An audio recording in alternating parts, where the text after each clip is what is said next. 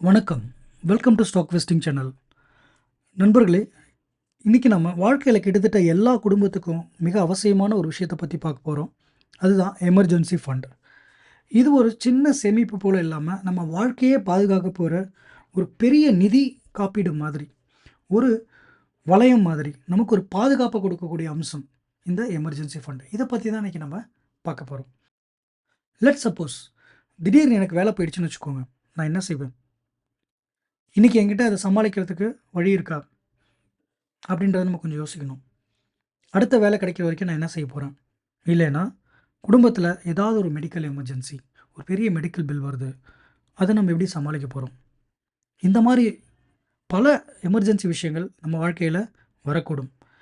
இந்த மாரி டைம்ல நாம எப்படி இருக்கோம்? நம்ம சேவிங்ஸ் நம்மள காப்பாத்துமா? அப்படிங்கிறதையும் பார்க்கணும். இல்ல நம்ம எதுவுமே இல்லாம கடன்காரனா ஆக போறோமா? இத பத்தின ஒரு விழிப்புணர்வு வீடியோ தான் இந்த வீடியோ. வீடியோவ ஸ்கிப் பண்ணாம முழுசா பாருங்க. உங்களுக்கு பயனுள்ளதாக இருக்கும். முதல்ல இந்த எமர்ஜென்சி ஃபண்ட் அப்படின்னா என்னன்றத பார்ப்போம். உங்களுக்கு சொன்ன மாதிரி நம்ம வாழ்க்கையில நடக்கப் போற அன்எக்ஸ்பெக்டட் சிட்யூவேஷன்ஸ். ஓகே. அது வந்து ஒரு பிசினஸ் லாஸா இருக்கலாம். வேலை இழப்பா இருக்கலாம். ஒரு ஹெல்த் இஷ்யூவா இருக்கலாம். ஒரு ஏதாவது அசம்பாவிதம். என்ன வேணா நீங்க வச்சுக்கோங்க. நெகட்டிவா பேசுறேன்னு நினைக்க வேணாம். இது எல்லாரோட வாழ்க்கையிலும் அப்பப்ப வந்து போற விஷயங்கள் தான். அதனால இத நம்ம ஓப்பனா பேசுறதுல தப்பு கிடையாது. இந்த மாரி விஷயங்கள் வரும்பொழுது, நாம இந்த எமர்ஜென்சி சமாளிக்கிறதுக்கு நம்மகிட்ட பணம் இருக்கா? அந்த பண தேவைய நம்ம எப்படி இன்னையிலிருந்து பிளான் பண்ணி, ஒரு ரிசர்வ் அமௌண்ட் எடுத்து வைக்கிறது எப்படி? அத எப்படி என்ன பண்ண போறோம்ன்றது தான் இந்த வீடியோ. சரிங்களா? ஓகே. இப்போ வந்து ஆ இதனோட பெனிஃபிட்ஸ் என்ன? சரி, நான் வந்து எனக்கு தேவையான பணத்த கொஞ்சம் கொஞ்சமா, மாசம் மாசமா ஒரு எமர்ஜென்சி ஃபண்ட நான் சேர்த்து வைக்கிறேன்னு வச்சுக்கோங்க. இந்த எமர்ஜென்சி ஃபண்ட நான் சேர்க்கும் பொழுது, இதனால வரப்போற பயன்கள் எனக்கு என்ன? அப்படிங்கிறத நம்ம பார்க்கணும். ஓகே. அத இப்ப பார்க்கலாம். இப்ப இந்த why it's important. What is the benefit out of the emergency fund? அப்படின்னு பார்த்தீங்கன்னா, ஒரு 4 விஷயங்கள என்னால சொல்ல முடியும். ஒரு சம்மரியா சொல்றேன். முதல்ல நம்ம ஒரு நாமளும் சரி, நம்ம குடும்பமும் ஒரு பாதுகாப்பான ஒரு வளையத்துக்குள்ள இருக்கிற மாரி நம்ம உணருவோம். அதாவது first the safety net. Build the safety net around your family. நம்ம குடும்பத்துக்கு ஒரு பாதுகாப்பு வளையத்த நம்ம உருவாக்கணும். இந்த மாரி அசம்பாவிதங்களுக்கோ, எமர்ஜென்சிங்களுக்கோ நாம வந்து பலிகடாவாகாம நம்ம எப்படி தப்பிச்சுக்கிறது? அப்படிங்கிறது தான் அந்த சேஃப்டி நெட். அதுதான் பெரிய ஒரு பெனிஃபிட். இந்த எமர்ஜென்சி ஃபண்ட் என் கையில இருந்தா, எனக்கு ஒரு பாதுகாப்பு வளையத்த நான் ஏற்படுத்திட்டேன் அப்படின்னு அர்த்தம். 2வது, நான் யார்கிட்டயும் போய் கடன் வாங்க வேண்டிய அவசியம் எனக்கு வராது. சரிங்களா? பேங்க்லயோ, ஃப்ரெண்ட்ஸ் அண்ட் ஃபேமிலி கிட்டயோ, ரிலேட்டிவ்ஸ் கிட்டயோ நான் போய் கை நீட்டி, எனக்கு பணம் வேணும் அப்படிங்கிற கடன்காரனா நிக்க வேண்டிய சூழ்நிலை தவிர்க்கப்படலாம். அந்த பிரச்சனை நமக்கு வராது. அந்த தைரியம் நமக்கு வரும். 3வது ஃபைனான்ஷியல் ஃப்ரீடம். நமக்கு ஒரு ஃபீலிங் கண்டிப்பா வருங்க. பணம் நம்ம கையில இருக்கும் பொழுது, ஓகே, என்கிட்ட இந்த பணம் இருக்கு. இந்த பர்ப்பஸ்க்காக நாளைக்கு எனக்கு ஒரு எமர்ஜென்சி வந்தா, இந்த பக்கெட்லேருந்து இந்த பணத்த எடுத்து நான் செலவு பண்ணுவேன். இதுக்காக நான் தனியா ஒதுக்கி வச்சிருக்கேன். ஒரு ரிசர்வ் அமௌண்ட் என்ட்ட இருக்கு. அப்படிங்கிற தைரியம் உங்கள கொண்டு போகும். ஒரு எக்ஸாம்பிளுக்கு சொல்லலாம். இன்சூரன்ஸ் போடுறோம். எதுக்கு போடுறோம்? லைஃப் இன்சூரன்ஸ் எல்லாம். திடீர்னு எனக்கு ஒண்ணு ஆச்சுன்னா, என் குடும்பத்த யாரு காப்பாத்துவா? அதுக்காக நான் ஒரு இன்சூரன்ஸ் எடுத்து வச்சிருக்கேன். நான் இல்லனாலும் என் குடும்பம் அத வச்சு சமாளிக்கும். அப்படின்னு நம்ம சொல்றோம் இல்லைங்களா? கிட்டத்தட்ட அது மாரி தான். அது நம்ம இறந்த பிறகு. உயிரோடு இருக்கும்பொழுது சின்ன சின்ன விஷயங்கள சமாளிக்கிறதுக்கான ஒரு ரிசர்வ் அமௌண்ட் தான் எமர்ஜென்சி ஃபண்ட். அந்த பெனிஃபிட் உங்களுக்கு கிடைக்கும். அதாவது நிதி சுதந்திரமாக நீங்க ஃபீல் பண்ணுவீங்க. எல்லாத்துக்கும் மேல மென்டல் பீஸ். மன அழுத்தத்திலேருந்து உங்களுக்கு கண்டிப்பா விடுதலை இருக்கும். மன உளைச்சலே இருக்காது. எப்பயுமே பணம் இல்லாதவங்கள பார்த்தீங்கன்னா, ஒரு மன உளைச்சலோட இருப்பாங்க. அவங்களுக்கு என்ன பண்ணுறதுன்னே தெரியாது. எல்லாத்துலயும் ஒரு பயம் இருக்கும். பணம் இருக்கிறவங்க தைரியமா இருப்பாங்க. ஏன்னு கேட்டிங்கன்னா, அவங்க வெல் ப்ரிப்பேர்ட். இந்த மாரி விஷயத்துக்கு எனக்கு இந்த பணம் இருக்கு. என் பிள்ளைங்களோட எஜுகேஷன் எனக்கு இது இருக்கு. என்னுடைய இந்த விஷயத்துக்கு அது இருக்கு. அவங்களோட கல்யாணத்துக்கு இவ்வளோ இருக்கு. என்னுடைய தேவைகளுக்கு ரிட்டயர்மெண்ட்டுக்கு இவ்வளோ இருக்கு. என்னோட எமர்ஜென்சிக்கு நான் இவ்வளோ வச்சிருக்கேன். ஏதாவது ஒரு எமர்ஜென்சினா இங்கேருந்து நான் எடுத்துக்குவேன். யார்கிட்டயும் போய் நிக்க மாட்டேன். அப்படிங்கிற தைரியம் இருக்கும். அந்த மென்டல் பீஸ் இருக்கு பாருங்க. மன அமைதி. அது வந்து எங்கேயுமே கிடைக்காது. இந்த மாரி விஷயங்கள் நீங்க பிளான் பண்ணிட்டீங்கன்னா, உங்களுக்கு கண்டிப்பா கிடைக்கும். அதான் பெரிய பெனிஃபிட். இந்த 4லயே நான் நினைக்கிறது அது ரொம்ப முக்கியமான விஷயம். உங்க வாழ்க்கையில உங்களுடைய வேலைகள நீங்க ஃபோக்கஸ் பண்ணது ரொம்ப உங்களுக்கு உதவிகரமா இருக்கும். ஓகே. இது எவ்வளோ முக்கியமானது அப்படின்றத பார்த்துட்டோம். அதாவது அதோட பெனிஃபிட்ஸ் என்னன்னு பார்த்துட்டோம். இத எப்படி நான் வந்து சேர்த்து வைக்கிறது அப்படிங்கிறத பார்க்க போறோம். ஒரு 4 வகையில நீங்க சேர்த்து வைக்கலாம். ஃபர்ஸ்ட்டு பார்த்தீங்கன்னா, ஒரு ஸ்டேஜஸா குடுத்துருக்கேன். முதல்ல நீங்க வந்து உங்களுடைய மந்த்லி எக்ஸ்பென்ஸ் என்னன்றத கால்குலேட் பண்ணுங்க. ஃபார் எக்ஸாம்பிள் நீங்கள் 50,000 வாங்குறீங்கன்னா, ஒரு 40,000 உங்களுக்கு கண்டிப்பா தேவைப்படும். இந்த ரூ. 40,000 இல்லாம என்னோட குடும்பத்த என்னால ரன் பண்ணவே முடியாதுன்னு நெனச்சீங்கன்னா, அதுதான் உங்களுடைய மந்த்லி எக்ஸ்பெண்டிச்சர். அதுல 3 டூ 6 மந்த்ஸ் நீங்க கண்டிப்பா வச்சிருக்கணும். பேர் மினிமம் 3 மாசம். மினிமம் 6 மாசம். பேர் மினிமம்னா ரொம்ப மினிமம்னு அர்த்தம். மினிமம்னா குறைஞ்சபட்சம்னு அர்த்தம். ஒரு 3 மாசத்துலேருந்து 6 மாசத்துக்கான ஃபண்ட நீங்க சேர்த்து வைக்கணும். உதாரணத்துக்கு நம்ம உதாரணத்துல 40,000 ஒரு மாசம் உங்களுக்கு செலவு இருக்குன்னா, ரூ. 1,20,000 அதாவது 3 மாசத்துக்கானத ரிசர்வ் அமௌண்ட்ல நீங்க வச்சிருக்கணும். 1,20,000லேருந்து ரூ. 1,80,000 சாரி ரூ. 2,40,000 வரைக்கும் நீங்க கண்டிப்பா வச்சிருக்கணும். இதுதான் உங்களுக்கு பேர் மினிமம். கண்டிப்பா அத சேர்க்கணும். நீங்க அங்க போய் இன்வெஸ்ட் பண்றேன், இந்த பணத்த சேர்த்து வைக்கிறேன், இதெல்லாம் தள்ளி வைங்க.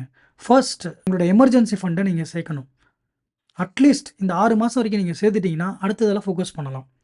சரிங்களா? 6 மாசம் வச்சிருந்தீங்கன்னா ஓகே. ஒரு 1 இயர்க்கான செலவுகள நீங்க வச்சிருக்கீங்க அப்படின்னா, அதாவது ரூ. 40,000 இன்டூ 12 மாசம். சரிங்களா? இத நீங்க வச்சிருந்தீங்க அப்படின்னு சொல்லி சொன்னா, உங்களுக்கு குட். 2 இயர்ஸ்க்கான எக்ஸ்பெண்டிச்சர் உங்க கையில இருந்தா வெரி குட். 3 இயர்ஸ் இருந்தா எக்ஸலென்ட். ஸோ இதில நீங்க எங்க இருக்கிறீங்க அப்படின்றத ஆரம்பிங்க. ஃபர்ஸ்ட்டு ஒரு 3 மாசத்துக்கான எக்ஸ்பென்ஸ சேர்க்கறதுக்கு வழிய பாருங்க. ஏன் நான் சேர்த்துக்கிட்டே இருக்க சொல்றேன்னா, நீங்க வந்து உங்களோட எக்ஸ்பென்ஸ் வந்து நாளாக நாளாக உங்க கமிட்மெண்ட்ஸ் ஏற ஏற கூடலாம். அப்ப இன்ஃப்ளேஷன் நீங்க கன்சிடர் பண்ணி உங்களுடைய கார்பஸ அதிகமா வச்சுக்கிறது தான் நல்லது. ஸோ இப்படி தான் நீங்க வந்து இவ்வளோ தான் உங்களுக்கு தேவைப்படும். எமர்ஜென்சி ஃபண்ட் அப்படின்னு. உங்க எக்ஸ்பெண்டிச்சர் என்ன நீங்க கால்குலேட் பண்ணி நீங்க முடிவு பண்ணிக்கோங்க எவ்வளோ வேணும்னு. அடுத்தது இத எங்க வைக்கலாம் அப்படின்னு பார்த்தீங்கன்னா, நாம 2 வகமா பார்க்கலாம். எப்படின்னா, எங்க வைக்கணும், எங்க வைக்கக்கூடாதுன்னு பார்ப்போம். ஒரு 3 விஷயங்கள நீங்க வைக்கலாம். ஒரு தனி சேவிங்ஸ் அக்கவுண்ட் ஓப்பன் பண்ணி, அதில போய் கொஞ்சம் கொஞ்சம் வைக்கலாம். மாசம் மாசம் ஒரு அமௌண்ட் எடுத்து அதில போட்டு, அத கை வைக்கக்கூடாது. அது எமர்ஜென்சிக்கு மட்டும் தான் நம்ம எடுக்கணும் அப்படின்ற நோக்கத்தில நீங்க வைக்கலாம். அதில வந்து உங்களுக்கு பெனிஃபிட் என்னன்னா, லிக்விடேஷன் எப்போ வேணா எடுத்துக்கலாம். செகண்ட் பெனிஃபிட் வந்து ஒரு இன்ட்ரெஸ்ட்டும் கிடைக்கும். என்னன்னா ஒரு 2.5லேருந்து 3% கிடைக்கும். Depends on the bank. 2வது ஆப்ஷன் வந்து ஃபிக்ஸட் டெபாசிட். ஃபிக்ஸட் டெபாசிட்ல அட்வான்டேஜ் என்னன்னா, உங்களுக்கு சேவிங்ஸ் அக்கவுண்ட்டோட இன்ட்ரெஸ்ட் கொஞ்சம் கூட கிடைக்கும். பட் டிஸ்அட்வான்டேஜ் என்னன்னா, லிக்விடேஷன். லிக்விடேஷன்னா உங்களால எனி டைம் எடுக்க முடியாது. நீங்க எடுக்கலாம். எடுத்தா அந்த எஃப்டிய பிரேக் பண்ணணும். எஃப்டிய பிரேக் பண்ணீங்கன்னா, பேங்க்ல உங்களுக்கு பெனால்டி போடுவாங்க. ஸோ அது வந்து தேவையில்லாதது. பட் இருந்தாலும் எஃப்டியும் ஒரு நல்ல ஆப்ஷன். ஒரு 6 மாசம் ஷார்ட் டெர்ம் எஃப்டியா கூட நீங்க போட்டுக்கலாம். ஒரு 3 மந்த்ஸ், 6 மந்த்ஸ் அந்த மாதிரி. எமர்ஜென்சி வரப்ப கூட பார்த்துக்கலாம். இது உங்களுடைய விருப்பம் தான். 3வது என்னோட ஆப்ஷன் வந்து லிக்விட் மியூச்சுவல் ஃபண்ட். என்னைய கேட்டீங்கன்னா, இந்த 3ல நான் சூஸ் பண்றது லிக்விட் மியூச்சுவல் ஃபண்ட். எப்படின்னு கேட்டீங்கன்னா, எனக்கு லிக்விடேஷன்லயும் பெனிஃபிட் இருக்கு. இன்ட்ரெஸ்ட்லயும் பெனிஃபிட் இருக்கு. அதாவது என்னன்னா, லிக்விடேஷன் சேவிங்ஸ் அக்கவுண்ட் மாதிரி நான் எப்போ வேணா வித்ட்ரா பண்ணிக்கலாம். 2வது பாயிண்ட்டு ரேட். இந்த ரேட் பார்த்தீங்கன்னா, உங்களுக்கு சேவிங்ஸோட கண்டிப்பா கூட வரும். ஏன்னா நான் வந்து போட்டிருக்கேன். எனக்கு வந்து சேவிங்ஸோட கூட தான் கிடைச்சிருக்கு இதுவரைக்கும். ஸோ அத வச்சு நான் சொல்றேன். ஆ கண்டிப்பா வந்து என்னோட ஆப்ஷன் வந்து லிக்விட் மியூச்சுவல் ஃபண்ட். ஸோ இந்த 3த்துல எது வேணா நீங்க சூஸ் பண்ணலாம். நீங்க வேற ஏதாவது திங்க் பண்றீங்கன்னா, கமெண்ட்ல போடுங்க. இது எல்லாத்தோட ஃபோர்மோஸ்ட் எது முக்கியம்னா, எத நீங்க அவாய்ட் பண்ணணும்னு தெரிஞ்சுக்கணும். முதல்ல நீங்க எத அவாய்ட் பண்ணணும்னா, ஷேர் மார்க்கெட் அவாய்ட் பண்ணணும். கையில இருக்கிற எமர்ஜென்சி ஃபண்ட கொண்டு போய் ஷேர் மார்க்கெட்ல போட்டீங்கன்னா, அது பெரிய ரிஸ்க். உங்க நெனச்ச டைம்ல எடுக்க முடியாது. அதனால அவாய்ட் ஷேர் மார்க்கெட். சரி என்கிட்ட ஒரு ரூ. 10,00,000 இருக்கு, ரூ. 50,00,000 இருக்கு, வாட்டெவர் உங்க அமௌண்ட் இருக்கு, ஒரு பெரிய அமௌண்ட் இருக்கு, ரிட்டயர்மென்ட் ஆகி வந்துச்சு, இல்ல ஏதோ ஒரு உங்க பரம்பரையிலேருந்து ஒரு சொத்து வந்துச்சு, ஏதோ ஒண்ணு வந்துச்சு, ஒரு காசு இருக்கு. இத போய் இன்னொரு வாட்டி நான் ப்ராப்பர்ட்டீஸ்ல இன்வெஸ்ட் பண்றேன், லேண்ட்ல இன்வெஸ்ட் பண்றேன்னு பண்ணாதீங்க.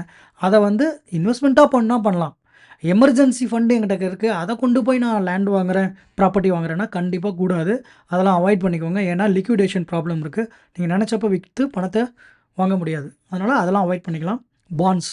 பாண்ட்ஸ் வந்து இந்த government of India bond, corporate பாண்ட்ஸ்லாம் கொஞ்சம் லாங் டெர்ம்ல இருக்கும். Lock in period. அதில கண்டிப்பா பணத்த வித்ட்ராவே பண்ண முடியாது. ஸோ அத அவாய்ட் பண்ணிக்கணும். In terms of emergency fund. எல்லாத்தோட முக்கியம் கையில ஒரு எமர்ஜென்சி ஃபண்ட் நீங்க ஒரு ரூ. 2,00,000 வச்சிருக்கீங்க. திடீர்னு ஒரு எமர்ஜென்சி ஒரு ஃப்ரெண்ட்ஸ் அண்ட் ஃபேமிலி யாரோ கேட்குறாங்கன்னு நீங்க கடன் குடுத்துட்டீங்கன்னா, அது வாங்க முடியாது. நீங்க நெனச்ச டைம்ல கிடைக்காது. நீங்க தொங்கிட்டு இருக்கணும். அத நீங்க அவாய்ட் பண்ணுங்க. உங்களுடைய தேவைகள் எல்லாம் போக, உங்க எமர்ஜென்சி ஃபண்டு எல்லாத்துக்கும் மிதம் மிஞ்சி இருந்தீங்கன்னா, அதுலேருந்து நீங்க குடுத்து உதவலாம். உதவுறது நல்ல விஷயம் தான். அத நான் தப்பு சொல்லல. உங்ககிட்ட இல்லாதப்ப நீங்க அத எடுத்து குடுத்தீங்கன்னா, நீங்க திரும்பி அதுக்காக நீங்க கடன் வாங்க வேண்டிய சூழ்நிலையில நீங்க தள்ளப்படுவீங்க. அதனால உஷாரா இருங்க. இதெல்லாம் அவாய்ட் பண்ணிடுங்க. வேற ஏதாவது இருந்துச்சுன்னா, கமெண்ட் பாக்ஸ்ல போடுங்க. மத்தவங்களும் தெரிஞ்சுக்கிட்டும். ஸோ ஃப்ரெண்ட்ஸ் நாம வந்து எமர்ஜென்சி ஃபண்டுனா என்னன்னு பார்த்தோம். அத வந்து பெனிஃபிட்ஸ் என்னன்னு பார்த்தோம். எங்கெங்கலாம் எப்படிலாம் அத சேர்க்கணும் அப்படிங்கிறத பார்த்தோம். அடுத்தது எதெல்லாம் நமக்கு வேர் டு கீப், எங்கெங்கெல்லாம் வைக்கலாம், எங்கெங்கெல்லாம் வைக்கக்கூடாது அப்படிங்கிறத நம்ம பார்த்துட்டோம்.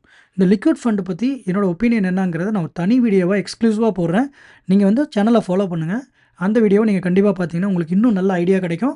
அவுட் ஆஃப் ஆல் என்னோட சாய்ஸ் லிக்விட் மியூச்சுவல் ஃபண்ட் தான். இது ரெக்கமெண்டேஷன் இல்லை, என்னோட சாய்ஸ், என்னுடைய விருப்பம் தான் நான் சொன்னேன். உங்களோட விருப்பம் என்னன்றதை நீங்கள் கமெண்ட் பாக்ஸில் போடுங்க. இந்த கண்டென்ட் உங்களுக்கு பிடிச்சிருக்கும்னு நான் நம்புகிறேன். உங்களுக்கு பிடிச்சிருந்துச்சுன்னா கண்டிப்பாக இந்த சேனலை லைக் பண்ணுங்கள், சப்ஸ்கிரைப் பண்ணி உங்கள் ஃப்ரெண்ட்ஸ் அண்ட் ஃபேமிலிக்கு ஷேர் பண்ணுங்கள், உங்கள் சந்தேகங்களை கமெண்ட் பண்ணுங்கள். மீண்டும் ஒரு நல்ல வீடியோவில் உங்களை நான் சந்திக்கிறேன். அதுவரை நன்றி, வணக்கம்.